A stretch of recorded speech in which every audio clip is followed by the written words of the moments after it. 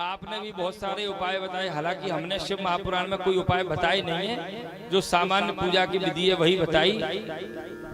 लेकिन उपाय बताने वाले लोग बहुत हैं जिन्होंने उपाय बताए, लेकिन उपायों से किसी को फायदा नहीं मिला। कारण क्या है उसका, कभी इस पर विचार किया? अच्छा, ऐसा नहीं है वो उपाय गलत है, उपाय बिल्कुल सटीक है, लेकिन हमको फायदा क्यों नहीं मिल रहा, इस पर विचार करो। एक शब्द आता है, अभी पिछले 2-3 साल में प्रचलित हुआ है, एक लोटा जल सब समस्याओं का हल। ये अभी आपने 1-2 साल पहले ही श्रवण किया होगा, एक लोटा जल सब समस्याओं का हल। तो महाराज एक लोटा जल तो सभी चढ़ा रहे हैं, समस्याओं का हल क्यों नहीं हो रही? जिसने भी ये बात कही उसने अधूरी कही, और अधूरी बात को हम लोगों ने श्रवण करके उसको क्रियान्वित किया तो हमारे हाथ में कुछ लगा नहीं।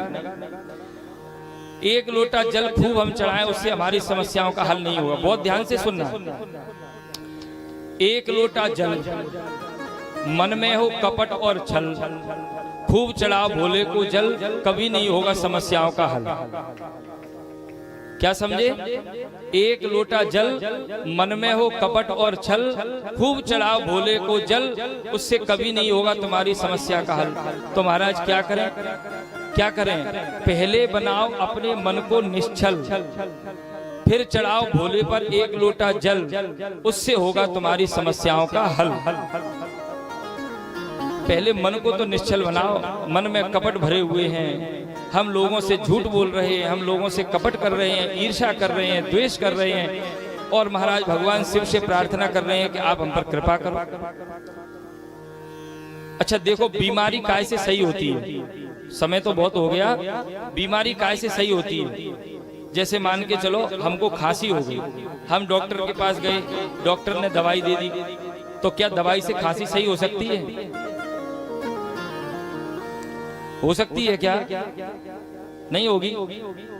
दवाई से कभी खांसी सही नहीं होगी। दवाई के साथ में आपको परहेज करना पड़ेगा, आपको खटाई छोड़नी पड़ेगी। जब आप खटाई छोड़ोगे और सही समय पर दवाई लोगे तो आपकी खांसी सही हो जाएगी। ठीक उसी प्रकार से आप भगवान शंकर के, भगवान विष्णु के कितने भी उपाय करो, लेकिन यदि आपने कुसंग का परहेज नहीं किया, अपने भीतर जो ईर्ष्यादिक विकार है, काम है, क्रोध है, लोभ है, मोह है, कपट है, छल है, छिद्र है, इन पर यदि आपने संयम नहीं किया, परहेज नहीं किया, तो निश्चित रूप से आपको ये कोई भी उपाय फायदा करने वाले नहीं है। इसलिए भैया किसी की भी सेवा करो, किसी की भी पूजा करो, सर्वप्रथम अपने मन को निष्कपट बनाना बहुत आवश्यक है। निर्मल मन जन सो मोहि पावा, निर्मल मन जन सो मोहि पावा, निर्मल मन जन सो मोहि पावा, निर्मल मन जन सो मोहि पावा,